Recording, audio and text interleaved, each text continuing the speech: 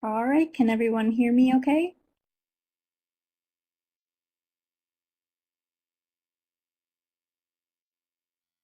Yes, Perfect.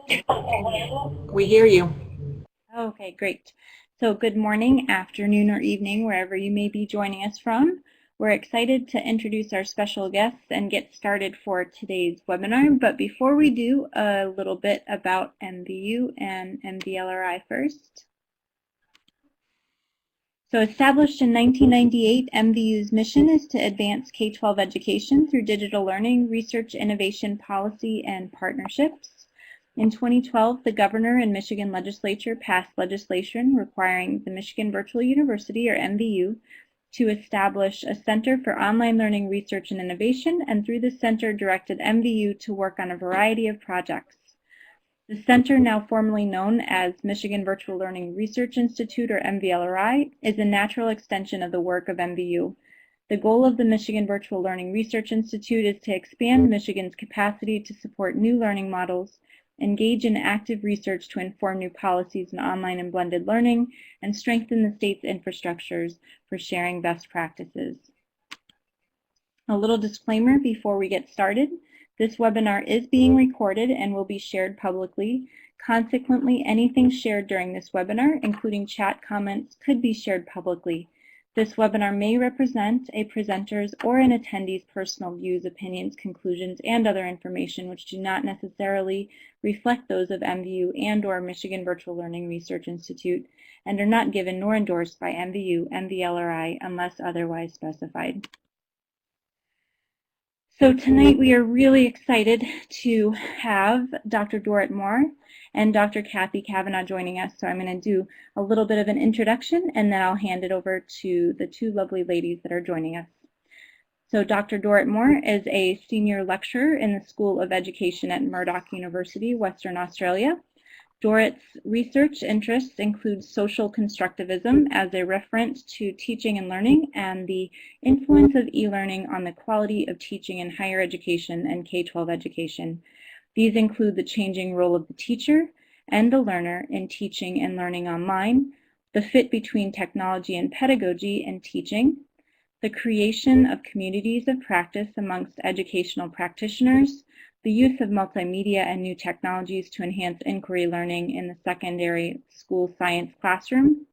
She created a large group of doctoral students who are researching in the area of e-learning. Dorit is a chief investigator in a number of research grants, and the latest one involves the investigation of the use of mobile learning with hospitalized children. Welcome, Dorit. And then we have Dr. Cathy Cavanaugh, who is the Director of Teaching and Learning in Worldwide Education at Microsoft Corporation, working with education leaders and organizations around the world. Cathy's research and publications focus on technology-empowered teaching and learning in virtual schools, online and blended learning, teacher development, mobile learning, and integration of devices into schools. She held faculty and leadership appointments in U.S. universities and a college in the Middle East, and was a Fulbright Senior Scholar in Nepal. She also directed professional development centers in the U.S. and was a classroom teacher in the U.S. and the Caribbean. Cathy and Dorit, I will hand it over to you.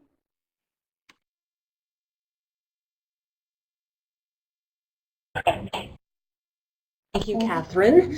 We're thrilled to be here, and it's great to join our friends far and wide. Always love to be in conversations hosted by MVLRI. And so what we want to do is give you some of the highlights of the chapter that we published in the handbook that Catherine and Rick Ferdig edited, the handbook of research on K-12 online learning. So we may pop the link to that handbook into the chat window momentarily. It is a free online PDF. And thank you, Catherine. Not only do we want to highlight what we learned in the process of publishing that chapter, but also add in a little of the projects that we've been working on since that chapter was published. And since we've got a nice, small, friendly group here, it would be great to stop at any point that you want to share your experiences or pause for questions and discussion. So While we're getting started, we're setting the stage for how we did the research for the chapter. I'd like for our huge group of participants to put in the chat window a couple of words that characterize how you think about mobile learning. So when you think about mobile learning, or if you define mobile learning really briefly, what are some key concepts? You know, what are the characteristics? Just tell me kind of what you're thinking when you're thinking about mobile learning, because you know it's like a lot of the terms that we use in education now. It's defined variously by you know by individuals, and when we go around the world, you know we hear different definitions for mobile learning. So thank you. I love the words that are popping up in the chat window. And as you continue to exhaust your list of synonyms and characteristics, I'll go ahead and move forward. So learning is becoming increasingly mobile everywhere. I think all of us are located in North America at this point and probably do and have done most of our work in North America. So we're familiar with a relatively connected education context. Dorit is in Australia, as is our co-author Aiden, who's with me in the room here. And so, you know, we think globally about the capability of mobile learning to increase access, but also to accommodate students wherever they are, whoever they are, whatever their context is, who are on the move. Whether it's on the move during the day in which they're learning or on the move during their education career, from school to school, place to place, they're increasingly mobile. We know they want to collaborate, and so you know when you talk to students about how they're learning informally, how are you hearing that they learn? If you have children who are in school and they're learning informally and they're motivated to learn something on their own, how are they learning? Are they learning with peers? Are they learning with you know their friends who are there in their neighborhood? Are they learning through others on YouTube and in their networks? They tend to want to collaborate.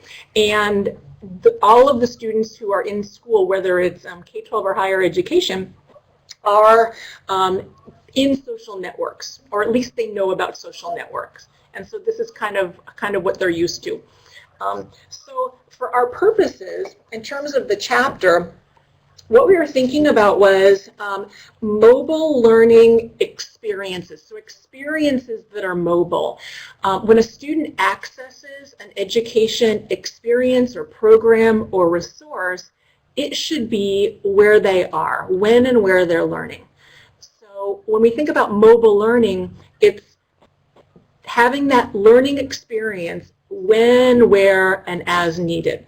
So typically that's afforded by a device that might move with a student and access to a learning environment that might be accessible everywhere, but it might also be the student's learning environment and learning resources that are there, whatever their device is, whether it's theirs or it's a library or it's a school. So it's that window into their learning where they are and when they need it. So it's a broad definition of mobile learning, and I like to think that it encapsulates a lot of the words that you added into the chat, and I appreciate that.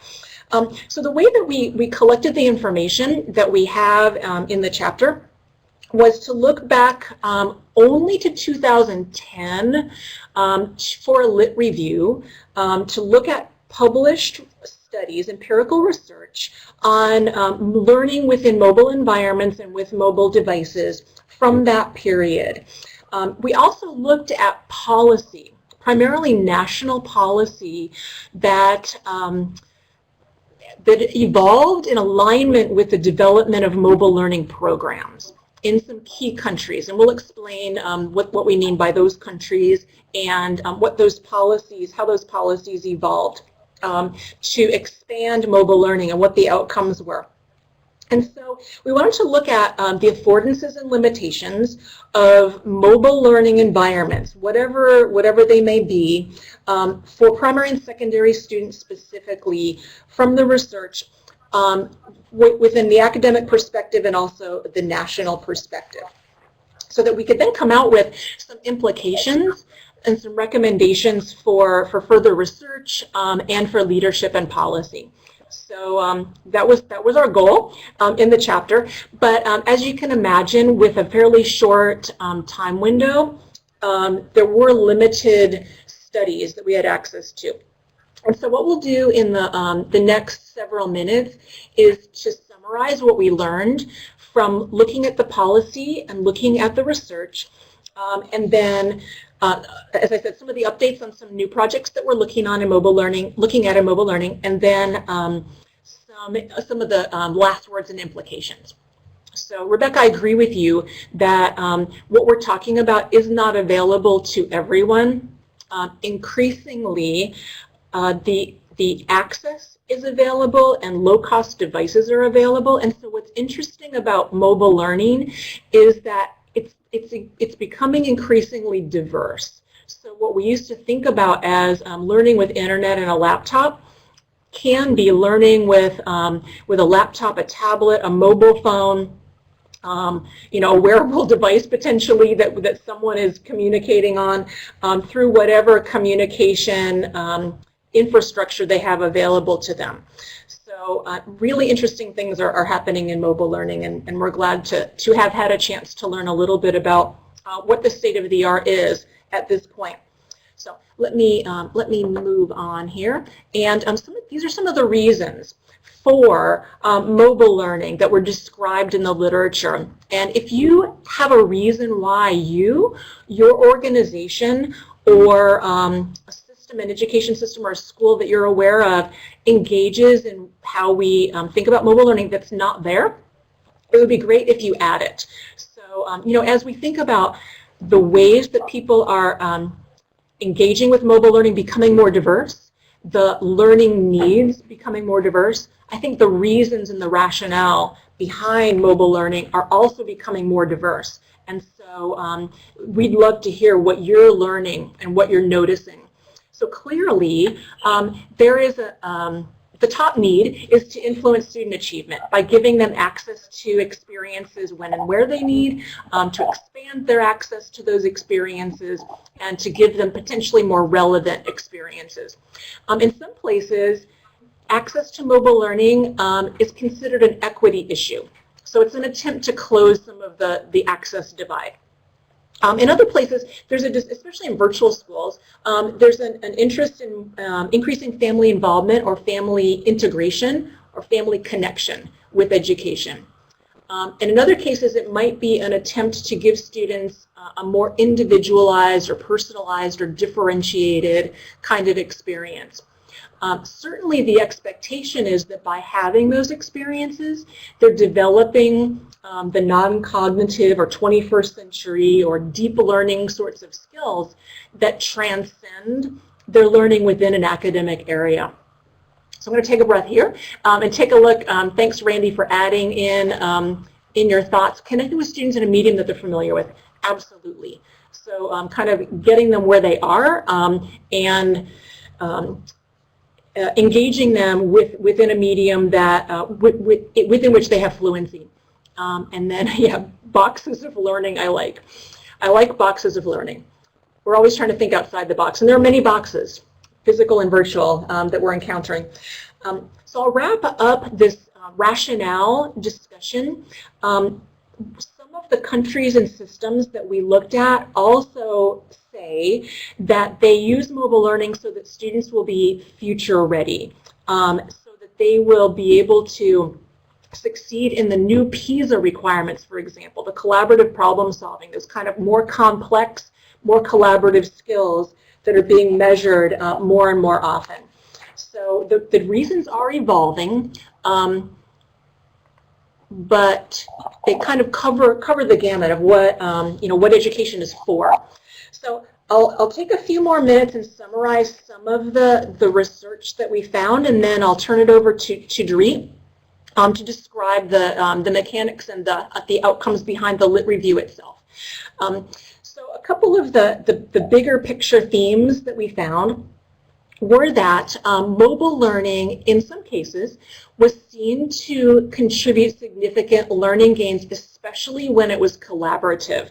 So yes, students may be able to learn more and faster and in more engaging ways when they've got access to their own learning experiences, but that's amplified when it's collaborative.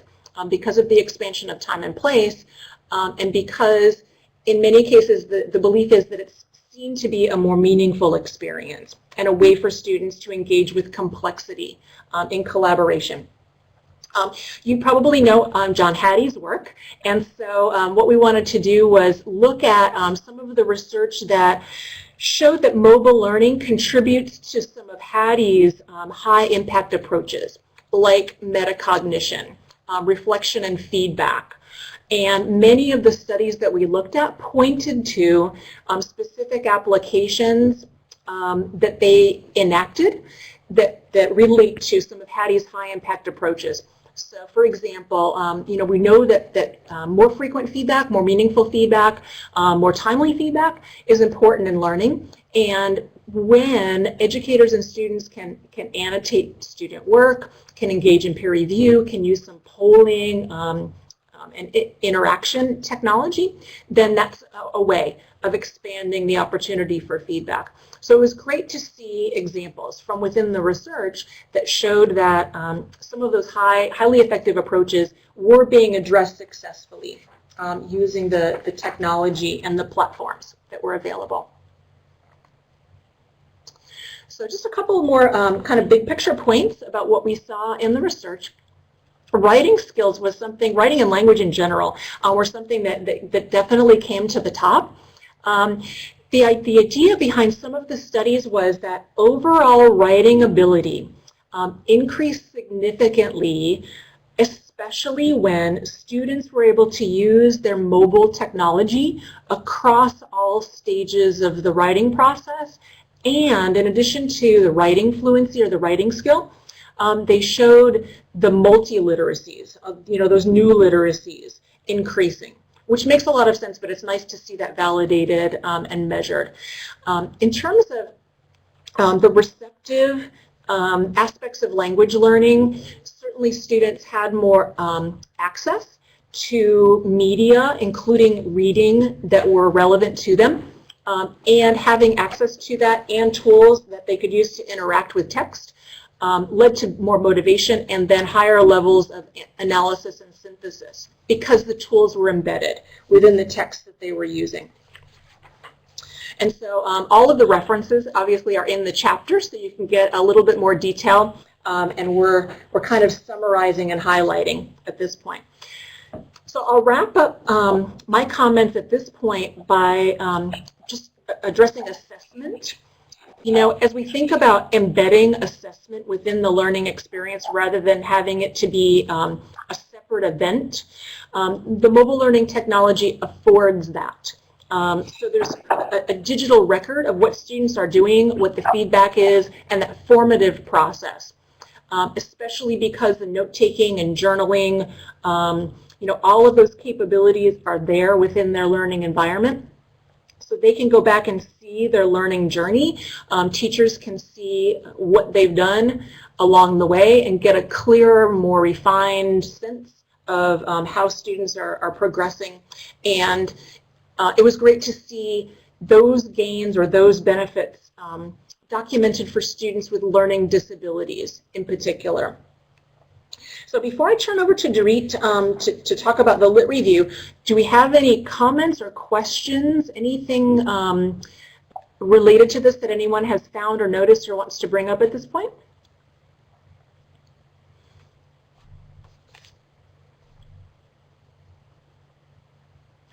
Thank you. I appreciate the feedback, Randy. All right, quick question from Catherine.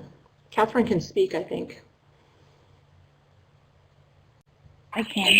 So I was wondering, in terms of if kids are bringing their own devices and maybe each one has a different device and therefore maybe their workspaces might be based on different platforms, is there any talk about the interoperability, especially if each person or each child has a different device that they're using, and how those workspaces, if they are, especially if they're collaborating, how that might pose an issue, or if there's any kind of talk about that as well?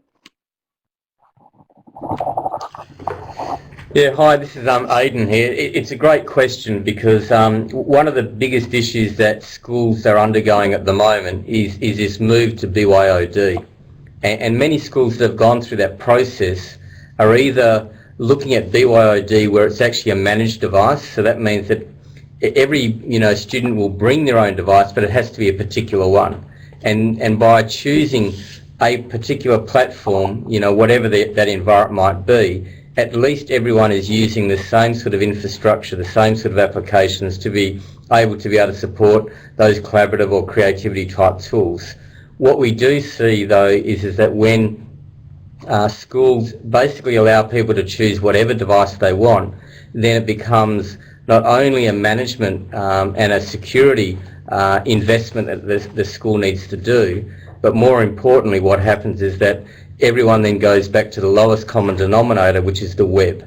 And so unless it's a web app, then it means that it's very difficult to do a lot of fairly rich and deep sort of activities that one would expect from a mobile learning platform. So the experience is really showing is that sure, have BYOD, but it needs to be a particular type of device that needs to be chosen, so at least you've got a very similar sort of infrastructure that people can use. Great. Thank you. I'm going to move to Diane's comment about writing, and then we can return to Catherine's question if we need some follow-up on that. So the writing question, this was Warshower's work. I think it was in Maine, actually.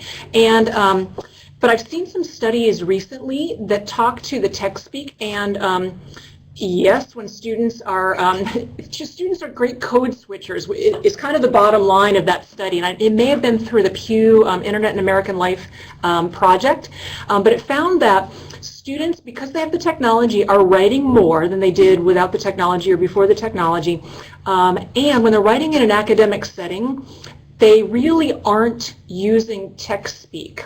At least according to this study, and it may be that somebody else on the call or in the webinar has more information on that. But I think that may have been a fear, and it doesn't seem to be borne out, at least in that research.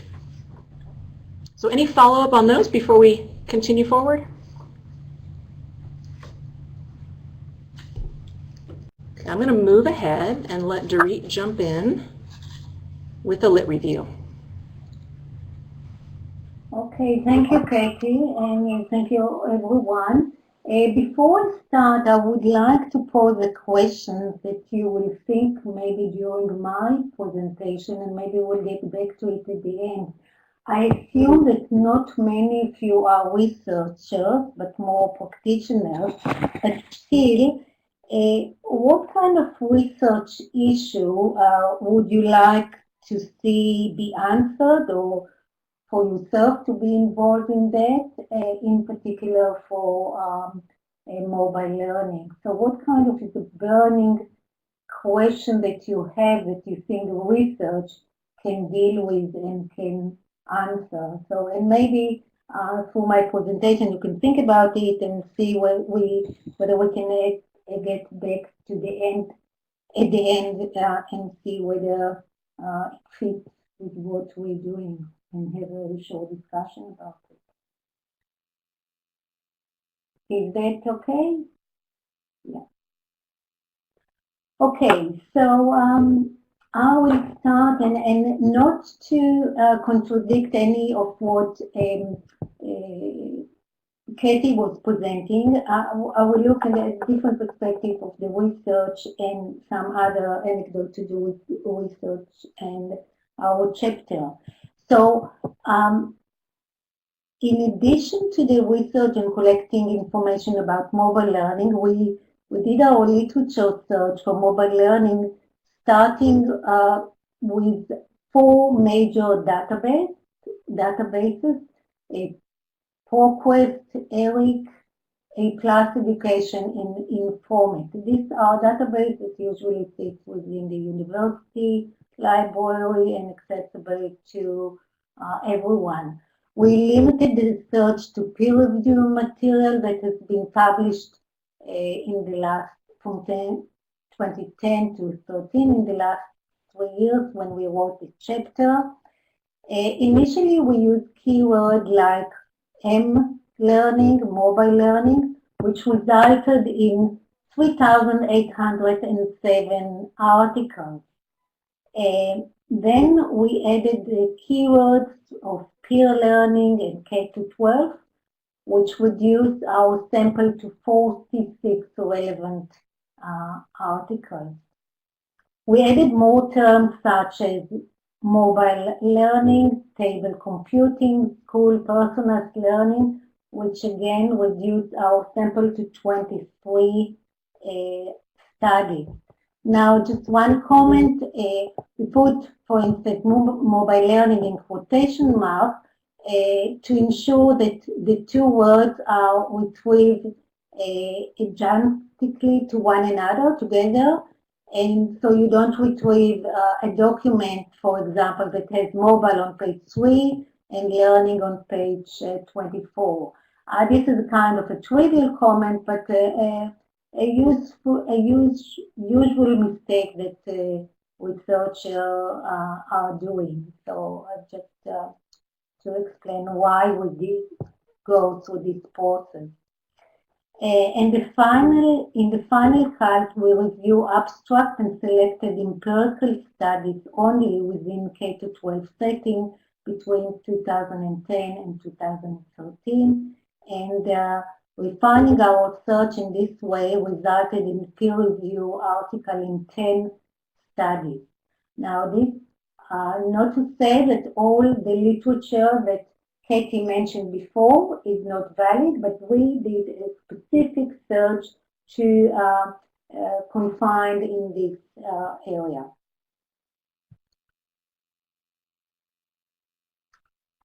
Okay, so this literature suggests, so let me talk about the successful encounter of using the smartphone.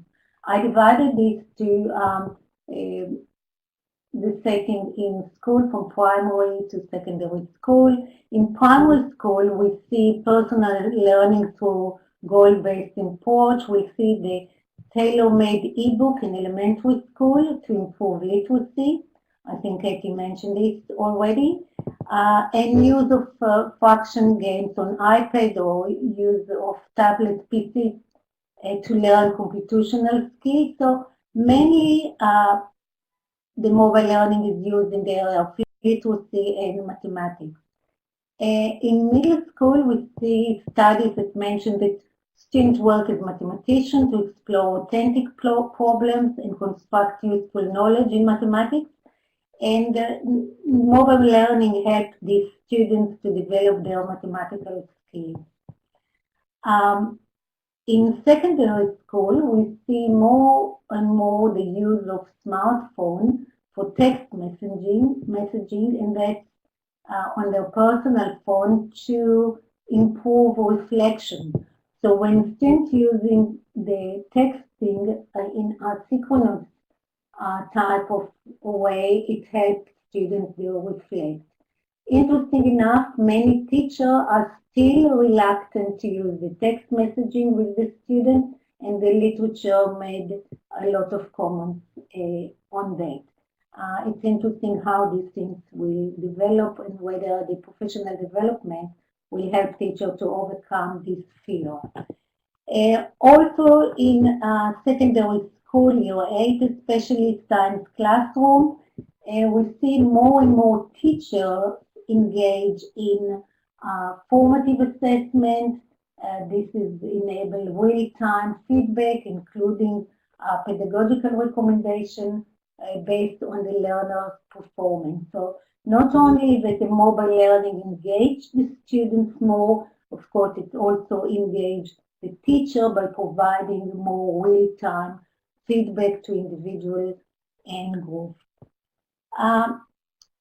So the main issue of the smartphone here is language study anywhere, anytime, enable personal learning to practice language, and in form of ebook, especially in the elementary school, and then computational skill in middle and secondary school.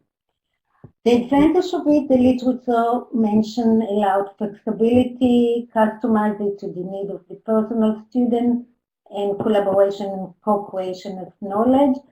And the disadvantage and the students have sense of controlling of their own learning, which is a significant issue in the literature.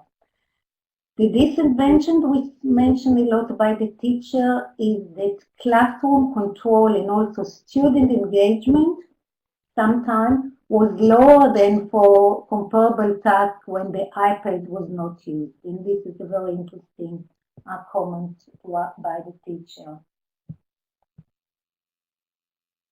Okay, Cathy mentioned that we do have a great mix of researcher and a practitioner today, so that will result, I'm sure, in good discussion at the end. Thank you, Cathy.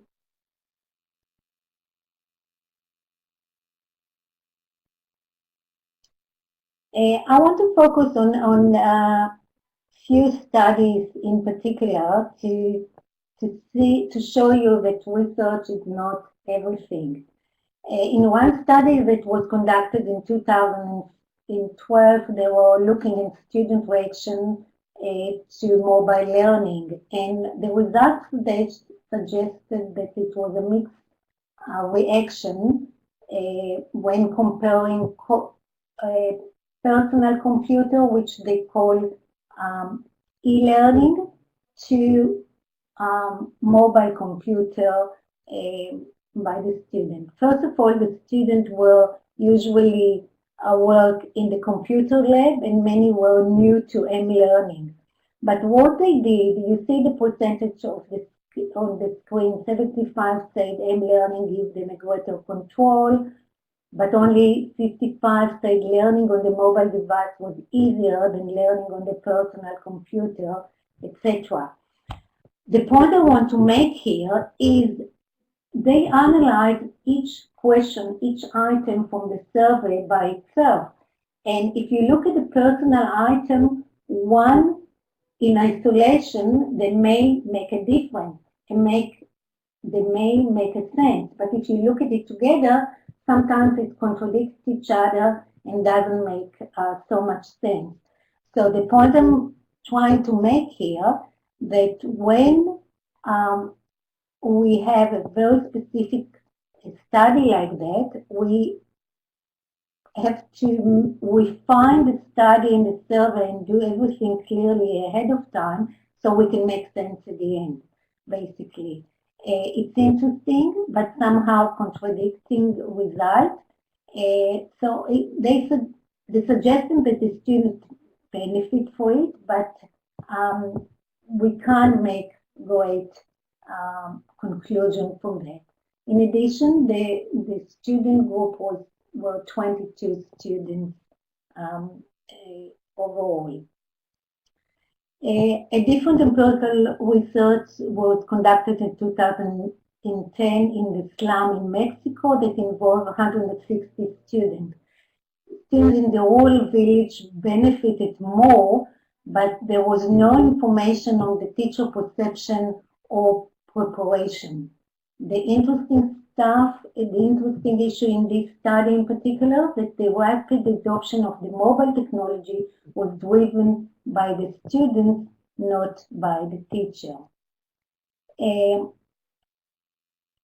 I want to mention here a different example of one of my doctoral students. She's working in a special setting of students with learning difficulties or learning disabilities, and this is a great area that mobile learning can contribute a lot. So she's working on the use of mobile technology in multiliteracy to examine how children with learning difficulty engage with literacy through the use of audiobooks and the iPad to create an ebook review. Now, this ebook review, which is done on the iPad, presented through iMovie. So these kids with learning difficulties really excel themselves using iMovie and creating ebook to review what they're doing. So this is a very interesting study, and hopefully will be published soon.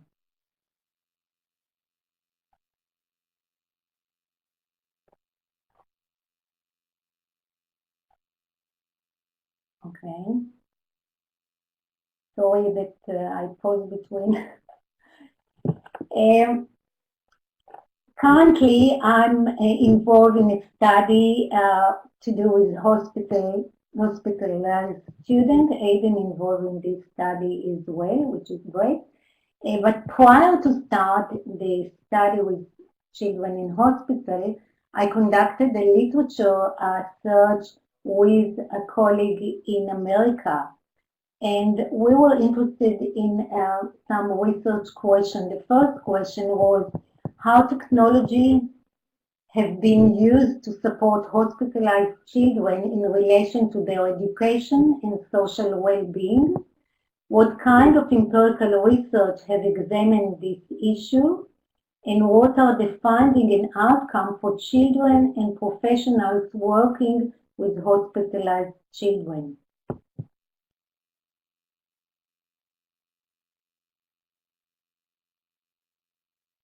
The process that we've been going through to provide the literature review, first, and this is different from kind of a normal literature review, we examine research publication and reports, not necessarily peer-review articles, but reports from collaboration between researcher and educator in an Australian Children's Hospital in Melbourne.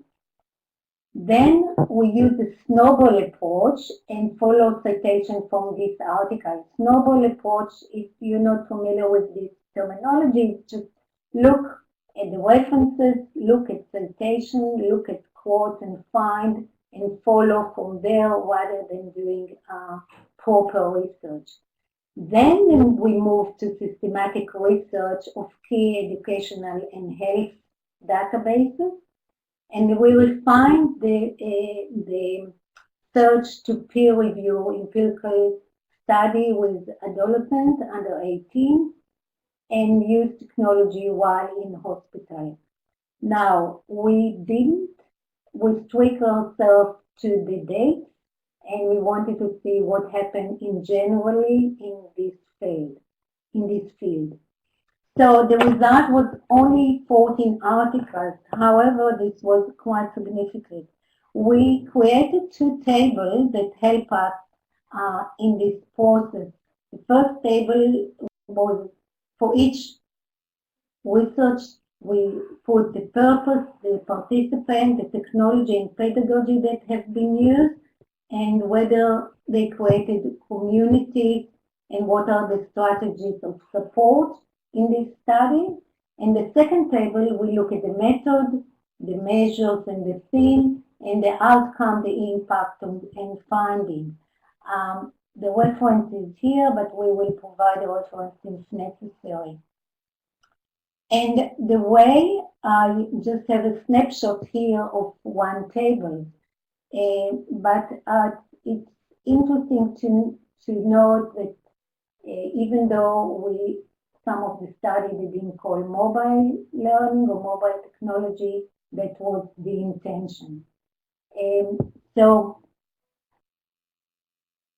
I will continue and just briefly, what type of technology were mentioned in this article? So they use a Star Bright World, and this started in 2002, and then they improved and had different variations to the same use of technology. This study was done with 32 students, and this was an interactive network to link children into online community with video conferencing, chat room, email, etc.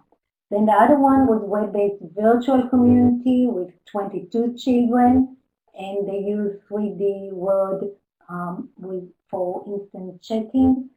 Another web video conferencing, and here they use Skype and Adobe Connect. With 9 children, video phone, 8 family, and the family receive video phone to connect with the kids while they're in hospital. And the interesting thing that they were using from twice a day with some of the children to every 3 weeks, which is a kind of unused way. A laptop with a bigger study with 71 children and with different form of study, and then 2 screen tablets in 6 cases. Cathy, back to you. I will read now the comments so I could read while I was talking. Excellent. Thank you, Dorit. It's great to hear what's happening in the research that you and Aiden are doing in the hospital environments. I think all of us live in communities that have hospital schools or children in hospitals who are participating remotely in education. And so understanding through your publications how mobile learning is supporting them, I think is absolutely useful everywhere. So I'll take just a few minutes to zoom up a level or two and give a summary of what we discovered when we looked at some policy that related to mobile learning. So first is just access to internet and computers. How does that benefit not only learners, but how does that benefit countries or economies? Because sometimes we need to be able to make the case for an investment in mobile learning environments. So we were pleased that OECD and UNESCO had done studies around the world that linked students using computers at home, in addition to at school, with internet access, had documented increases in their academic performance and were aligned to increases in GDP. So specifically, what that looks like, according to these studies, including studies by the Broadband Commission, show that for every 10% increase in home broadband reach, a country can expect around a 1.3 increase in GDP.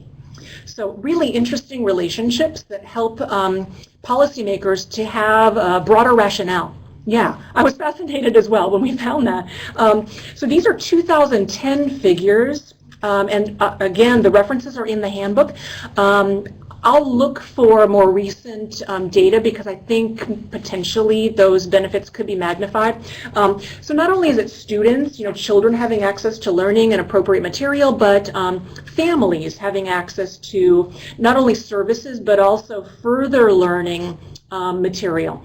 So if we think about starting from that perspective, that it's an equity issue, that students have access to technology for learning, then what does that mean in terms of PISA, for example, and policy? So that's when we ask the question, thank you, Randy, for asking that question. That's when we ask the question, if we look at PISA performance over about a decade, so 2000 to 2012, what were the relationships not only between PISA ranking and mobile environments, but specifically PISA improvement and mobile environments? And so we looked at the top 10 countries that had improved the most over that time period in the reading and mathematics. So this was before the collaborative problem solving element of PISA. And then we looked at those countries that were in the top 10 for both reading and math. And we ended up with this list. And each of those countries had significant mobile learning programs and policy shifts within the time period that we were looking at. So again, it was fantastic to discover this phenomenon that was happening. So just really briefly, these are countries that improved significantly in their PISA, both mathematics and reading within the 2000 to 2012 period, and It may not have been a national mobile learning program, but it was a substantial mobile learning program within that period of time. And their policies, the policies that they addressed to enhance the success of those programs related to professional development, collaboration, integration of technology within education, specific high-need areas like mathematics. So they definitely reflect a holistic view of using technology for education, not just technology being in schools, but using technology well for education. So based on that understanding and those examples of a holistic approach to transforming teaching and learning, I'll highlight a couple of examples of places where now new projects are going on to expand mobile learning environments. I won't take a lot of time, but I'm happy to follow up with anyone who'd like more information. So Finland, we hear about Finland all the time when we talk about education quality and PISA. What's surprising about Finland is that Finland is going through a transformation now because their PISA scores had slipped, their PISA rankings had slipped. They've also got some shifts in their economy. They have not invested in technology in a decade or two. So they felt that they had slid behind, actually, in the kinds of education experiences that they wanted for students and in developing the kinds of skills that they felt were needed in their economy going forward. So they've invested a great deal in technology infrastructure in their schools, in mobile learning devices for students and teachers, for digital curriculum. They've integrated coding and computer science as a requirement, and they've decided to flip the focus on skills and content. So no longer are they starting with content learning, but they're starting with skills learning and embedding those skills within the content as a context. So it'll be interesting to see what happens as those mobile learning environments expand in the country of Finland. So I'm going to give a couple of other examples of where there are some new mobile learning projects happening. Thanks, Randy. Not a problem at all.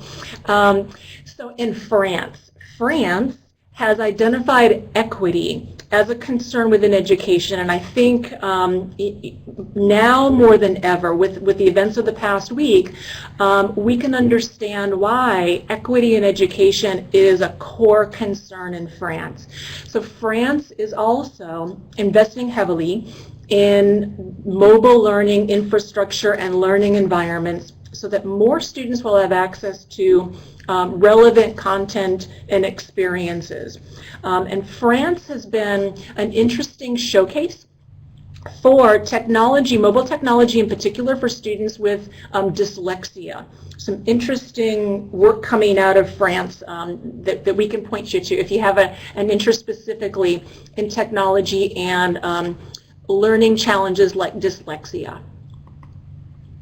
So I'll just mention Indonesia, which is also investing heavily in mobile learning, and that's one of the ones that I had in mind at the beginning of the webinar when I was mentioning that that handheld devices like mobile phones are increasingly being used, whether it's by students or teachers, to provide access to more learning resources in the classroom.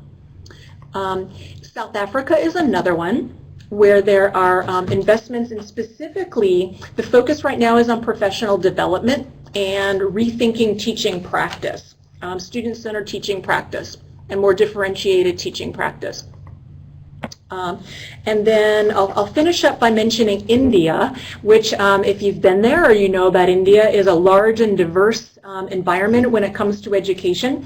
And to make sure that students have access to relevant content, they're digitizing curriculum and delivering ebooks and the devices needed to access ebooks around the country. So I'll wrap up. You want to?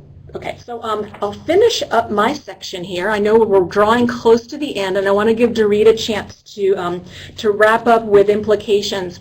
I'll finish up with a couple of words about professional learning for mobile learning.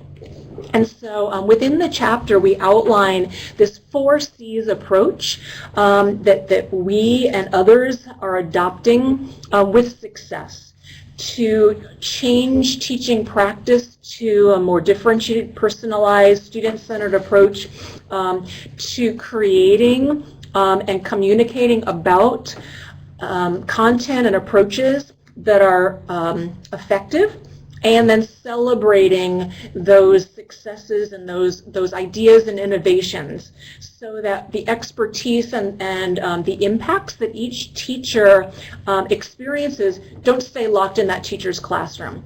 That there are also, the teachers are considered to be mobile learners as well. So mobile learners within the profession, and providing them the opportunities and the platforms to share what they've learned and what's working for them.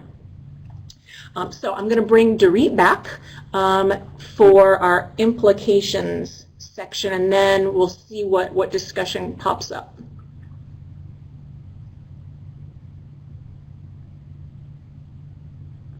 Dorit, there we go. Thank you, Cathy. I will be brief now. So if we look at the finding, I think we should look at what we're thinking, that resource should be available whenever and wherever they are able to study, when students are able to study, which enable parents to use them if schooling is not available. And this is part of the hospital school study internationally. They're thinking to achieve something like that. And best practical resources with exemplary pedagogy for teachers are critical for success in implementation of learning. And one thing which is very important, the teachers themselves should acquire the technological skill for their own use and for the teaching, because most of the teachers are not digital natives, and the students who are digital natives can become frustrated from showing the teacher, helping the teachers constantly. The next thing is what I wanted to discuss with you is looking at future research question, but aware of the time, I would just look at the last question maybe, and how does social media affect learning, and can we use it to our advantage in education? Again, this is require a shift, mind shift with the teacher through professional development and through training to make them feel comfortable about using social media for learning in the classroom, and that's kind of the synergy with the mobile learning. The future research agenda is to have more sustainable research to help teachers develop appropriate pedagogy, to design the pedagogy in a way that it will be flexible and accessible anytime and anywhere to maximize personal and collaborative learning, to develop apps that enable seamless movement from personal environment to collaborative environment. And a very important issue here is that we see more and more students become involved in designing apps for their own learning, from creating timetable to the school or exam timetable or different applications for them to use. And design a consultative assessment that will be appropriate for mobile learning. And let me just finish with the last slide to say that larger scale study to identify the gaps in knowledge are necessary to identify more challenges, limitations, and on the other hand, to document success stories which are more and more apparent. So let me stop here, because I'm aware that there was almost no time for questions. So thank you, and thank you, Cathy, and for the opportunity. And Catherine. Yes, thanks everyone for being here and letting us share what we've done. We really appreciate the opportunity and your comments as well. So Randy, the State of the Nation, that will come out through iNACOL so that everyone else can find it? No, okay.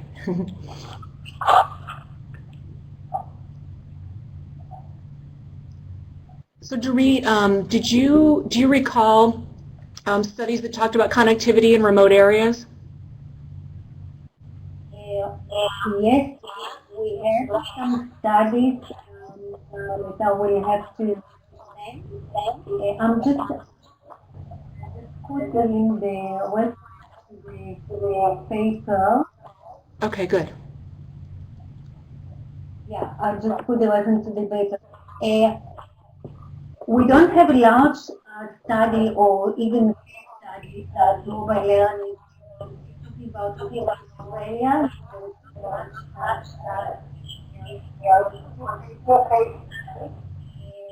I think to read and know the results about it, but nothing that came straight to my mind right now. So Rebecca, there's another chapter actually that I wrote about the situation in Nepal and how a country like that has connectivity issues in remote areas is addressing mobile learning through some interesting creative partnerships. We did not address that in our chapter, because it was a little bit earlier than our window for the Lit Review, but I'm happy to share that with you. That was actually in the book that Tom Clark and Michael Barber edited. So let me know if you need a direct connection to that.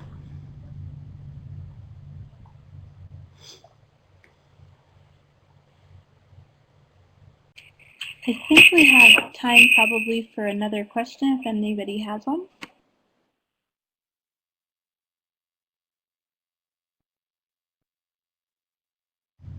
Very good, Rebecca. And I'm glad to see all the resources popping up in the window. I think we've got a lot of reading we can do. Ah, yes, a signed copy, indeed.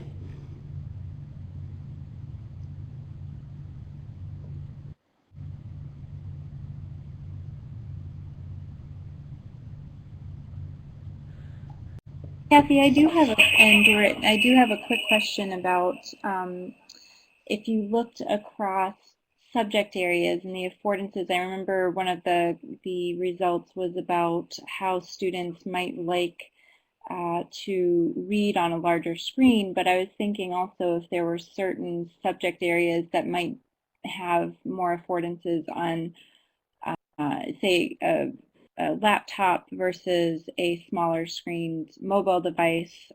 Was there anything in terms of that type of thing where you were differentiating, or people who were using them were differentiating between what they would prefer one over the other in terms of size and ability to you know, access or read better and for the device itself?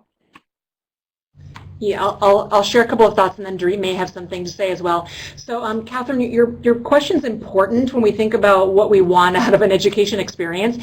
And so, you know, clearly the smaller devices are better for consumption. So, you know, students can read, they can access media really well through the smaller devices, but increasingly, mobile learning and learning in general is oriented around creating and producing something, some piece of evidence, or you know, something that synthesizes. And so in the research that we looked at, the writing, the science work that's bringing in data, you know, those kinds of complex subjects and the collaborative problem-solving sorts of work need a little bit bigger display. And you know, you mentioned tablets versus laptops and mobile phones. So not only is the size different, but the ways that students interact with them are different. So it's like everything that we talked about today. There's more diversity. There are more options available. So you know, I think we're advocating for educators and students to understand the cognitive demands of the learning tasks and what tasks are supported well with the size and the ways of interacting with devices. You know, so clearly your experience is different if you have touch or you're typing versus if you have a digital pen that you can use. So yes, there is research that differentiates what works well with different sizes and types of devices. Did you have something? No, okay. That's the concept of learning difficulties. We found out that with iPads or tablets, PCs, they love to work on that, to take it home, and the parents become so involved with the studies in situations that these kids will never did homework at home before, and all of a sudden they engage with other kids in the evening with their parents and produce wonderful e-books, for example. The smartphone will be too small for them. The iPad, tablets are ideal situation with them, and also they can move it around easily.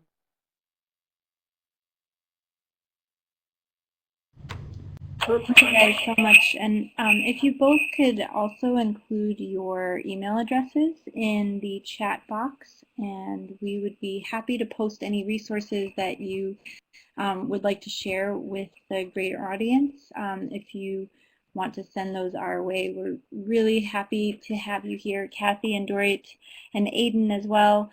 We appreciate your time. I'm just going to remind everybody that we have the MVLRI podcast, Virtual Viewpoints, that our very own Justin Bruno puts together, as well as our guest blogger program that Rebecca Stimson manages. So if you are interested in either one of those, please feel free to reach out to Becky and Justin. Also, we had a recent event, INACOL Research Pre-Conference, and some resources from that via Storify that you can click on there, as well as on that resources link where we have slides, files, and other resources. And thank you so much, Cathy, for being our keynote at our pre-conference. And a few other people were also facilitators that are in this discussion as well. So we appreciate everybody's help and making that a great event. And as always, you can contact us in multiple ways. Email mvlri@mivu.org. You can sign up for our mailing list. We also have a Facebook page and Twitter, LinkedIn, YouTube, and our past webinars, as well as this very one, will be recorded and or is being recorded, and we'll have that recording up so you can access it soon. Thank you so much again to our speakers and our attendees, and we will see you again very soon. Thank you, Catherine. Thank you, everyone.